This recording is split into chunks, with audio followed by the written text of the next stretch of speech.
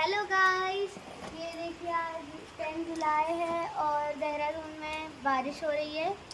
आज मेरी छुट्टी है रेड अलर्ट की वजह से, क्योंकि आज रेड अलर्ट है, मेरी छुट्टी है तो बारिश बहुत कम हो रही है। और जब मेरी छुट्टी नहीं रहती है तब बारिश की तो हद हो जाती है, हद। और देखिए चलिए हम दिखाते हैं। और वहाँ पे देखिए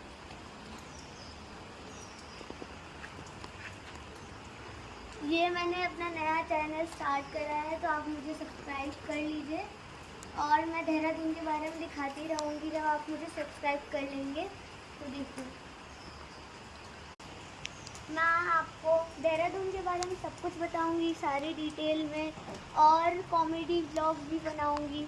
आप मुझे थोड़ा सपोर्ट दीजिए तब मैं बढ़ जाऊँगी थोड़ा और। तो अपडेट दे